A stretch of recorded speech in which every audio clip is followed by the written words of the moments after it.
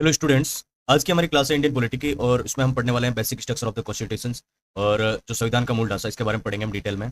और इसके जो टॉप मोस्ट 50 क्वेश्चन है वो उस पर प्रैक्टिस करेंगे। और वो क्वेश्चन है जो मोस्टली जो बार बार एग्जामिनर जो पूछेंगे क्वेश्चन है जो यूपीएससी और अदर स्टेट पीसीएस एग्जाम में, तो बहुत ज़्यादा इंपॉर्टेंट वो कोर एरियाज जहाँ से बार बार एग्जामिनर क्वेश्चन पूछता है, तो वो क्वेश्चन हम सॉल्व करेंगे।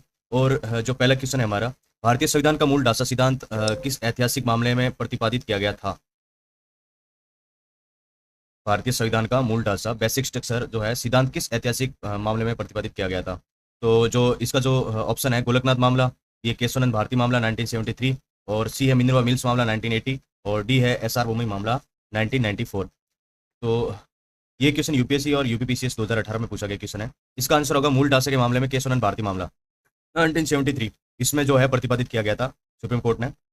सेकंड क्वेश्चन है हमारा, क्या भारत का मूल संविधान मूल ढांचा शब्द को परिभाषित या उल्लेखित करता है? तो जो इसका ऑप्शन है हाँ अनुच्छेद 368 में, बी हाँ प्रस्तावना में, सी ऑप्शन है नहीं ये एक न्यायिक नवाचार है, डी है हाँ भाग थर्ड में।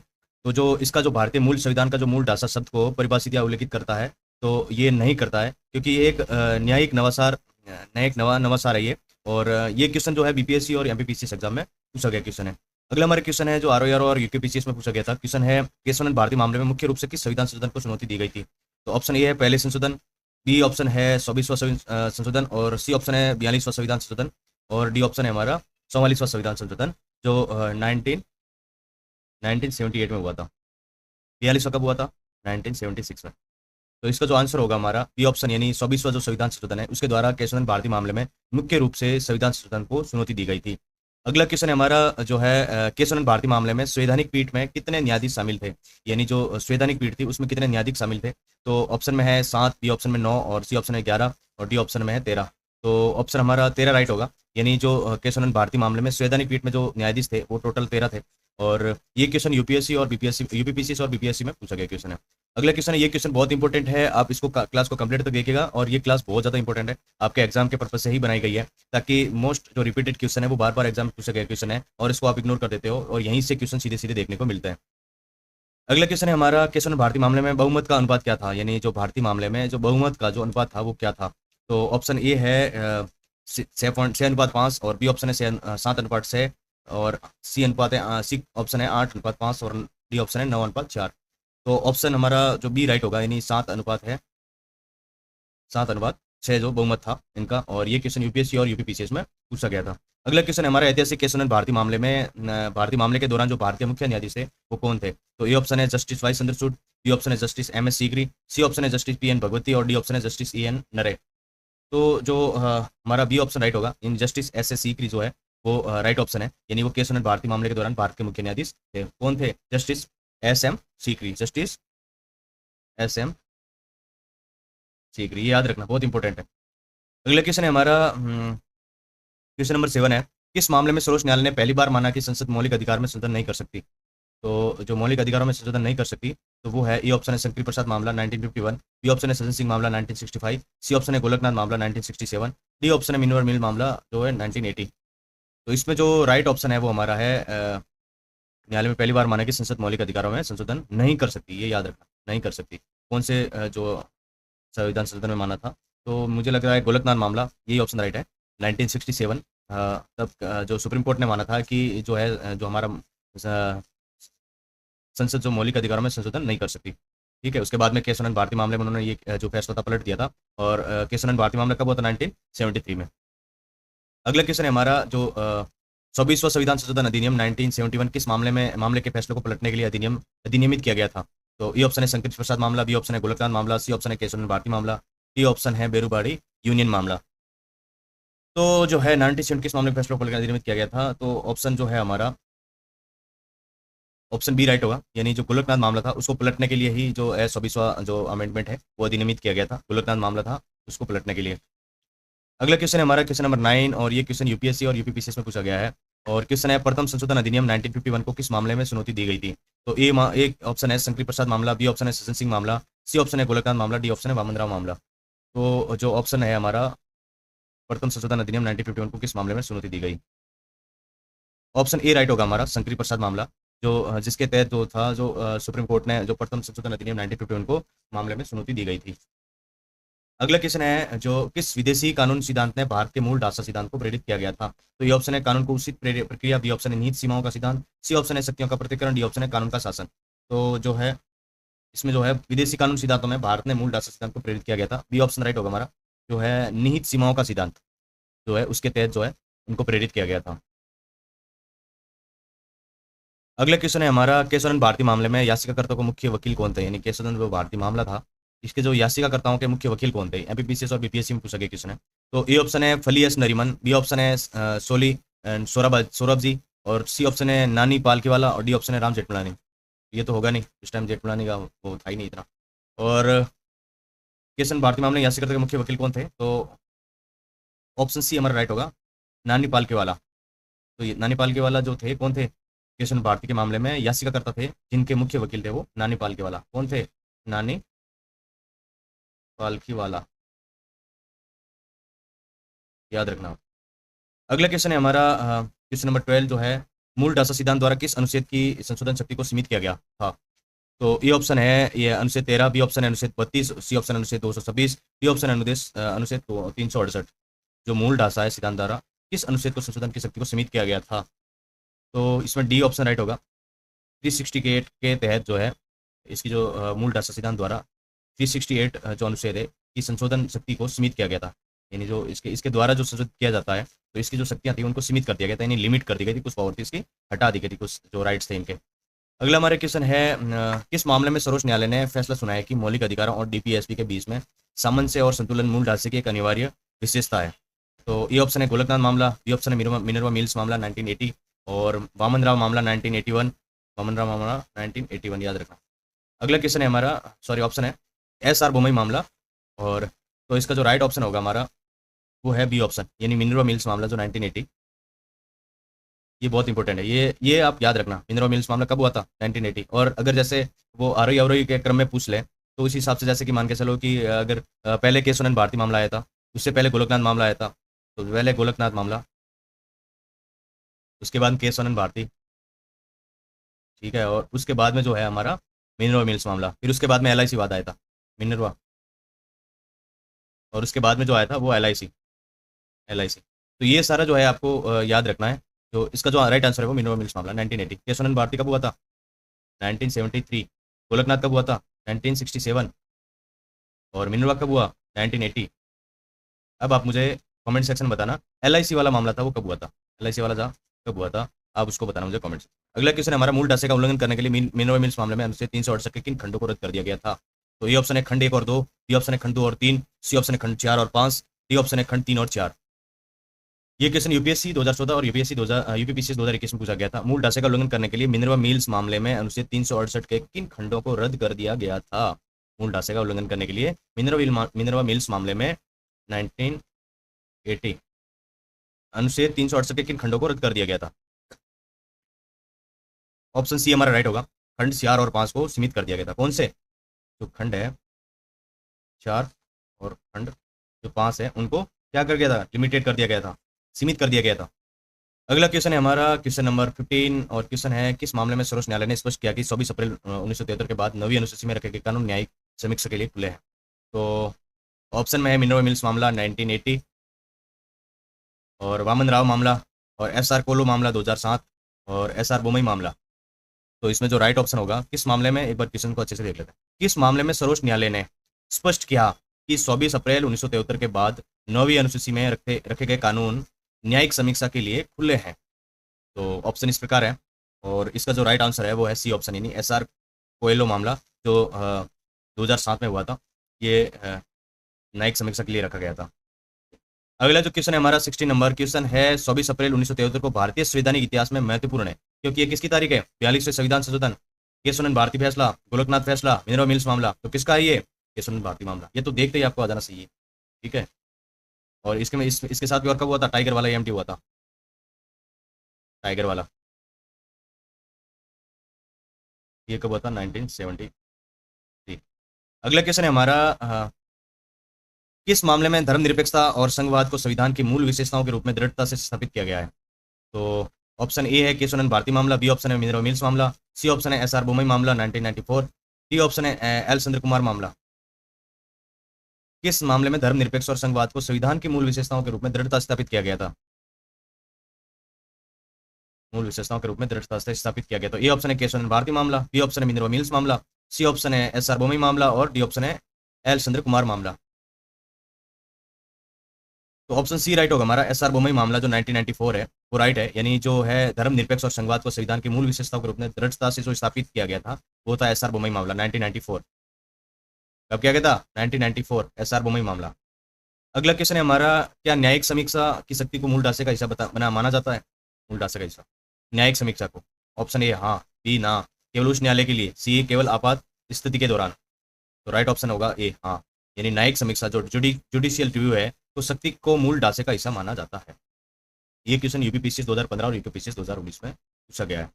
अगला क्वेश्चन है हमारा 19 नंबर क्वेश्चन है, 99वें संविधान संशोधन एनजेएसी को सर्वोच्च न्यायालय ने किस मूल विशेषता का उल्लंघन करने के लिए रद्द कर दिया गया था? इसका आंसर आप बताओगे।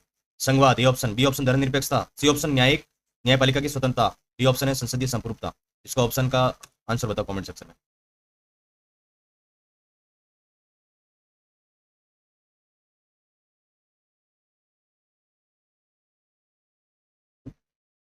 तो इसका जो आंसर होगा हमारा सी ऑप्शन। क्या है? न्यायिक स्वतंत्रता जो है 99वें संविधान संशोधन को सर्वोच्च न्यायालय ने किस मूल विशेषता का उल्लंघन करने के लिए रद्द कर दिया गया था?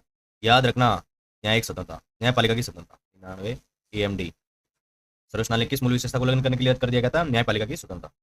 अगला क्वेश्चन है हमारा, इंदिरा नेहरू गांधी बनाम राज नारायण मामला, इंदिरा नेहरू गांधी बनाम राज मामला 1975 में मूल ढांचा सिद्धांत को लागू करते हुए किस संशोधन को रद्द कर दिया गया था?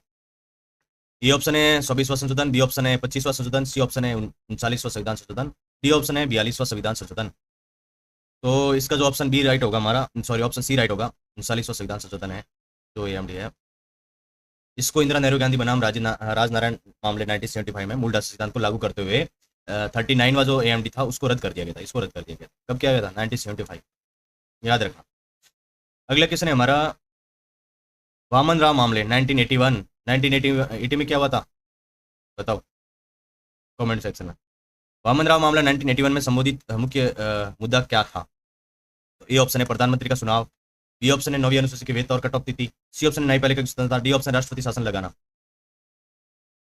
तो ऑप्शन बी हमारा राइट होगा, 9वीं अनुसूची की वेतन और कटौती तिथि था जो वामन राव मामले में 1981, वामन राव मामला, वामन मतलब 1981, याद रखना, भूल मत जाना। गोलकनाथ मामला कब हुआ था? केशवानंद मारुति मामला कब हुआ था? एलआईसी मामला कब हुआ था? मैंने ऑलरेडी बता रखे हैं आपको, सारे के सारे बता रखे हैं, सब ऑलरेडी पूरा एक फॉर्मेट में बता रखे हैं। ये आप भूल मत जाना, अगर भूल गए तो फिर वाली बात। इसीलिए साथ में चीज़ों को अच्छे से पढ़ते रहें ताकि आपकी चीज़ें क्लियर रहें। अगले क्वेश्चन है हमारा, निम्नलिखित में से किससे भारतीय संविधान के मूल ढांचे का हिस्सा नहीं माना जाता है? कौन सा मूल ढांचा जिसको भारतीय संविधान का हिस्सा नहीं माना जाता है? ए संविधान की सर्वोच्चता, बी संपत्ति का अधिकार, सी ऑप्शन है कानून का शासन, डी ऑप्शन है शक्तियों का पृथक्करण। तो ऑप्शन जो है हमारा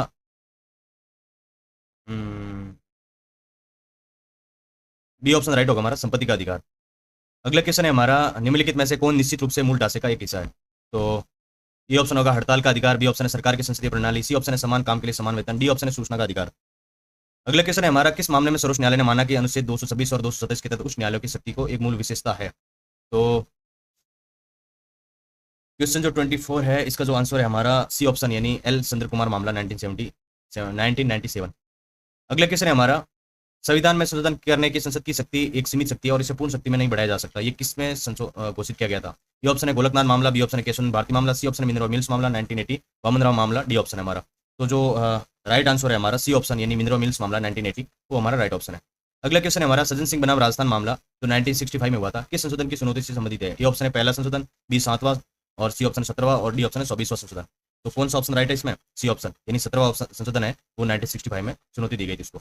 अगला क्वेश्चन है हमारा, कानून का शासन संविधान की एक मूल विशेषता है, किस मामले में इस पर बहुत जोर दिया गया था? ये ऑप्शन है शंकरी प्रसाद मामला, बी ऑप्शन इंदिरा नेहरू गांधी मामला 1975, सी ऑप्शन है सज्जन सिंह मामला, डी ऑप्शन है ए गोपालन मामला। तो जो इसका राइट आंसर होगा हमारा वो है हमारा बी ऑप्शन, यानी इंदिरा नेहरू गांधी मामला 1975 में कानून के शासन की संविधान की एक मूल विशेषता है, इस बारे में बहुत जोर दिया गया था। अगला क्वेश्चन है हमारा, स्वतंत्र और निष्पक्ष चुनाव मूल ढांचे का हिस्सा है, किस मामले में इसकी पुष्टि की गई थी? यानी स्वतंत्रता और निष्पक्ष चुनाव मूल ढांचे का हिस्सा। ये ऑप्शन एस आर बोमई मामला, कियोतो होलोहल मामला 1992 और मिनर्वा मिल्स मामला और वामन राव मामला 1981। मिनरल मिल्स मामला कब हुआ था? ये हुआ था 1980। याद रखना। के सनन भारती कब हुआ था? 1973। और गोलकनाथ 1967। याद रखना ये सारे।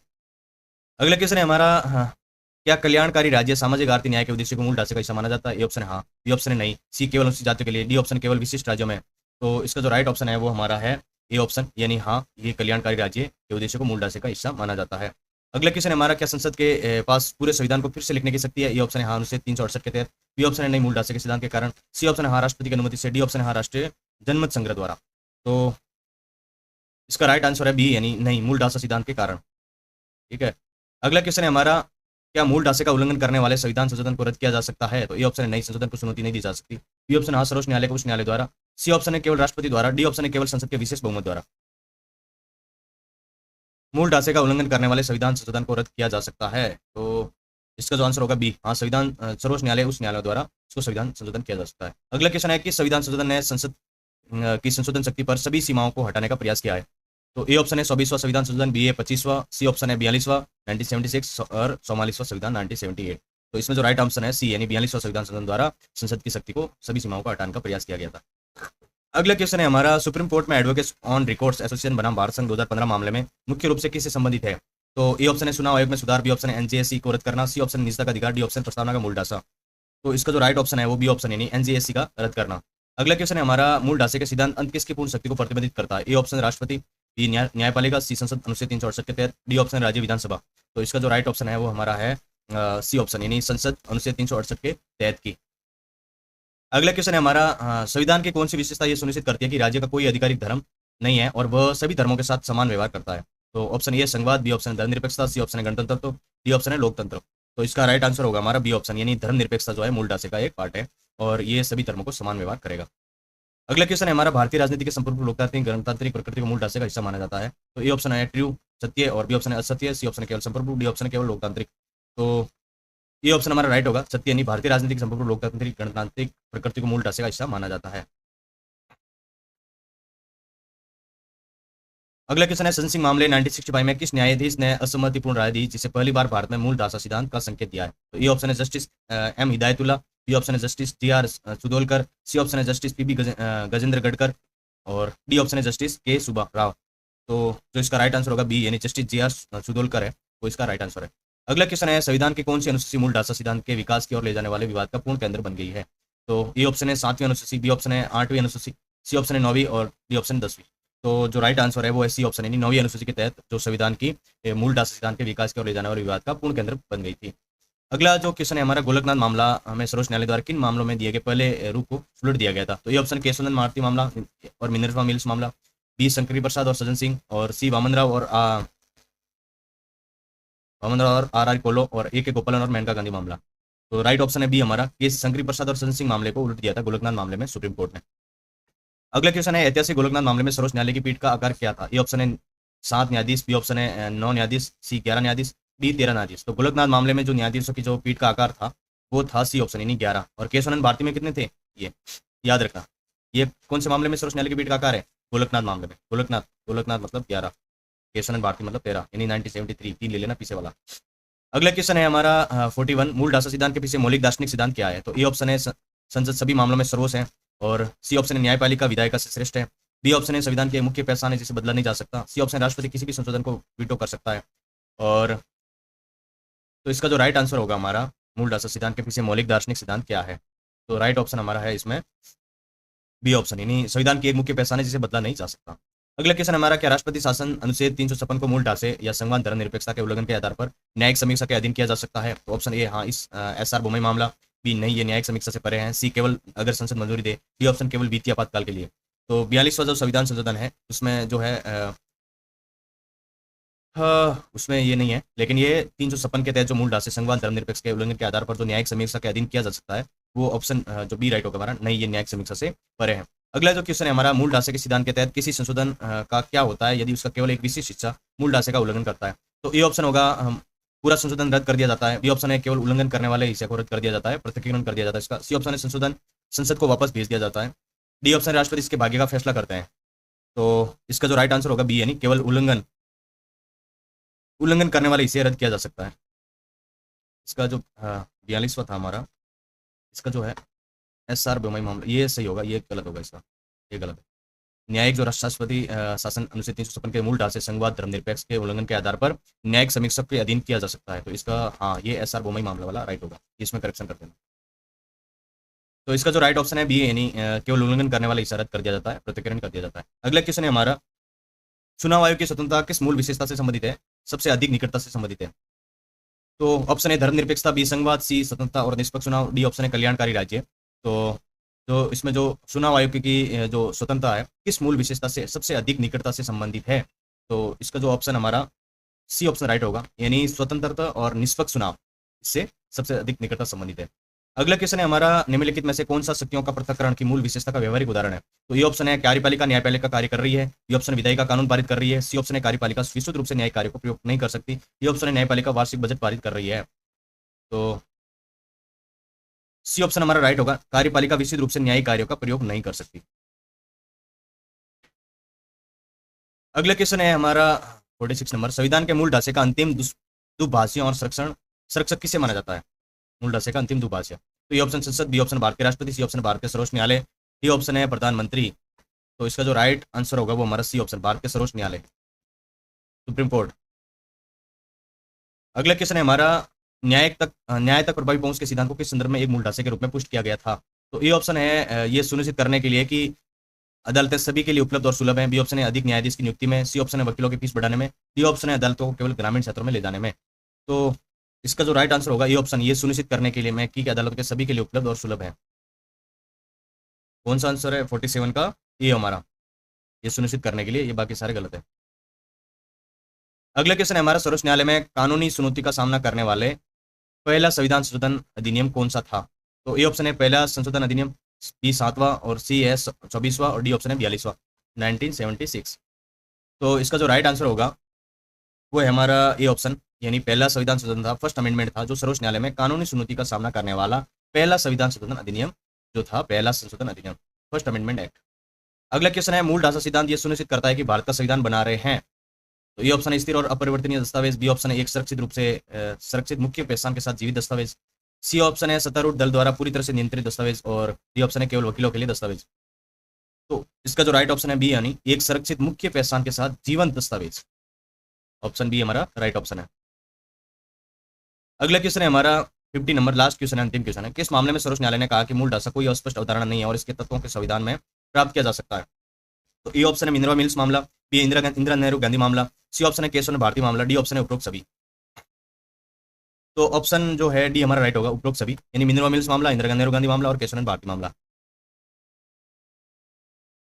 75, 1980 और ये है 1973, उपरोक्त सभी। तो आज के लिए इतना ही, ये मोस्ट इंपोर्टेंट क्वेश्चन थे जो बार बार रिपीट हो रहे हैं एग्जाम में, और ये क्लास करने के बाद आपको कहीं भी भटकने की जरूरत नहीं पड़ेगी, सीधे सीधे एग्जाम में देखने को मिलेंगे ये सारे क्वेश्चन। और ये जो पीडीएफ है आपको टेलीग्राम ग्रुप पे मिल जाएगी, वहां से निकलवा के आप भी प्रैक्टिस कर सकते हैं सीधा। और जो हमारा आज का टॉपिक था बेसिक स्ट्रक्चर वाला, ये कंप्लीट यही होता है। और जो मोस्ट